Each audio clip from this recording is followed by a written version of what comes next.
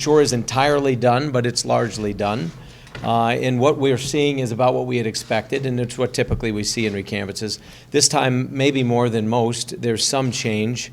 I think in certain instances, absentee ballots were not counted, whereas now they are being included. So the actual number is going to fluctuate somewhat, but not so significantly that it's going to change the outcome of this election. Additionally, we know, as I have mentioned in the past, that there were ballots that were tabulated, absentee ballots, that were not properly followed. There is an actual formula by law whereby these are to be tabulated, which, again, was not done, but these too would not change the outcome. It would change it by some thousands, but instead of being now some thousands, it might be 1,000 or some hundreds, but either way, it's still going to be the same end result. And so to that end, I just want to be clear, we're going to have a change in the governorship based on the vote of the people. And what I want is to see the absolute best for Kentucky. I'm not going to contest these numbers that have come in. It isn't fair to throw that on our legislature to try to find something that there just isn't. We know of some things, but not enough to cause us to think there's going to be meaningful change. So to that end, I want to be very clear on a couple things. Things that, had things gone down with different timing, we could have made these same comments earlier. I truly wish the Attorney General well as the next governor of this state as he assumes these responsibilities. I truly do. I love this state. I love this country.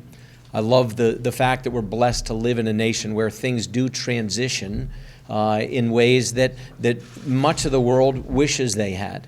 There's not going to be people fighting in the streets. There's a natural exchange of leadership. And we will have that. We've already been working, our team with his team. Conversations have been had, and we'll continue to, and I think we should continue to.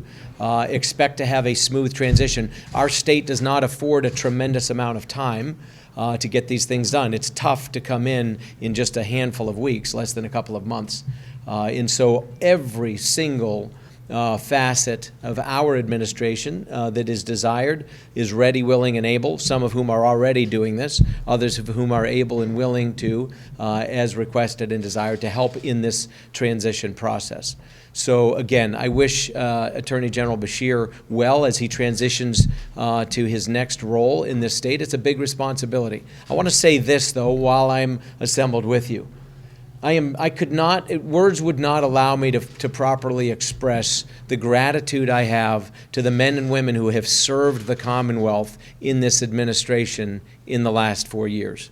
There has never been, and I say this with absolute confidence, I would say it transcends even the boundaries of Kentucky itself, but there has never been in the history of Kentucky a more qualified, more professional, more dedicated, more competent, more experienced, more ethically upright group of individuals working on behalf of the citizens of Kentucky as we've seen in the last 4 years. We've set the bar very high as it relates to what people should expect from government. People should not expect corruption. They should not expect people getting contracts that they didn't earn or deserve or that they're not qualified for. They should expect people who come to work every day and work long, hard hours on behalf of the people of Kentucky. And to a person, we've had this. If you remember, some of you perhaps, when we covered this in the beginning, I looked for things in our cabinet officials that were really threefold. Number one, I looked for people of good character. Number two, people that were competent, that actually knew what it was that they would be overseeing. And number three, people that were committed to serving. And this is exactly what we've had. Kentucky is politically and otherwise in sort of a transition stage. We have been. We continue to be. We're seeing a sea change happen, but it's not happening in a momentous way. It's happening in fits and starts. But there is a sea change happening, and it's a good thing. It's a natural order of things in some respects to have these fits and starts, but good progress has been made. I hope there's never a discussion in the history of Kentucky again about whether or not we should fund the pensions. The pensions are still in dire, dire trouble. in this state, and they need tremendous amounts of resources allocated to them and tremendous levels of attention paid to them as we move forward, or they will fail, and none of us want to see that happen. It's going to cost billions and billions of dollars every single year. I hope we don't go back to pretending it's not a problem. We have infrastructure needs in this state that are being addressed for the first time ever. Our state parks being resuscitated, being revitalized, like we've never seen in decades in the state. I hope that continues to move forward. This is something that's good for all of Kentucky. It really has nothing to do with R's or D's. Same with our infrastructure, our roads and bridges. $6 billion worth of deferred maintenance just 4 years ago. We've made some decent inroads into that. We've already finished 100 bridges of the 1,000 that are underway. Another several hundred contracts have been let. These are things that, again, we want to see continue forward, because all these things I'm mentioning now have nothing to do with ideology whatsoever. So these are things where an establishment has been laid out there. We've set every record possible as it relates to anything of an economic sort. We have more people working now in Kentucky than ever in the history of the state. I hope that forward projection, that forward momentum continues. This is something that's good for all of us. It's going to come by making sure that we take good care of the people that employ those folks, in creating an environment from a tax standpoint, from a regulatory standpoint, that continues to make Kentucky a good place to work. I mean, we wear these little buttons. I'm not wearing mine right now. I actually gave it to somebody earlier. But these little red buttons with the scissors that are cutting through red tape. We've cut or modernized more than 28% of all the regulation in this state. And our legislature a couple years ago passed a rule now that any new regulation will sunset automatically after 7 years. These things are critical and are very much involved with why we have seen $22 billion in private capital invested in this state in the last several years. I hope we see that continue. It's critical that we see it continue. It has to happen. And these are going to be in-state and out-of-state CEOs that are going to be responsible. And so I hope rhetoric gets checked, and I hope people start to actually work collectively for the good of the people of Kentucky. This is what I want. This is what I'm dedicated to. One thing you will not see, I'm not going to be publicly undermining or second-guessing anything that is done. I am sure there will be things I'm excited by and have in complete agreement with. And there will be things that I will probably be on the other side of the equation with, and this is the way things are. But the nature of government and what serves Kentucky well and best is if we see a logical transition. I would hope, as has been done, that there's as little disruption as well in some of the rank and file people within even appointed positions. I think of the 800 and some odd people that I had in appointed positions in my administration, about 600 of them were already here when I came in 4 years ago. And I hope those kind of things continue, because it's good, that type of continuity. There are very good people. And they happen to be Republicans, they happen to be Democrats, they happen to be independents, but there's a lot of good people in government. And seeing that continuity continue, I think, would be wise. It would behoove us. We've got as well operating a government as we've ever had. I mean, that's without any question. It is amazing the caliber of people that we have. So on all these fronts, again, I just want to wrap up where I began with two things. Number one, an absolute heartfelt thanks to the men and women who have busted their tail on behalf of the Commonwealth, some of whom will not continue to. Some, even if given the opportunity, will choose perhaps to do different things going forward. Others of whom may not be given the opportunity. But for those men and women who have been here at the oars for these last 4 years, I just have impossible for me to articulate my gratitude that I have and the good things that have been done. And to their spouses and to their children as well. I'm just grateful. I really am, because it has taken a tremendous toll on a lot of people to be able to serve in this kind of a way. It's the type of standard that I hope all of you who cover this should expect it. It's why these positions are intended to be finite in nature. Politics was never intended to be a career for anybody, nor should it be, and it's because it exhausts people if done well. I hope that we have set a standard for work ethic and integrity and ethics, the likes of which we're not going to revert backward from.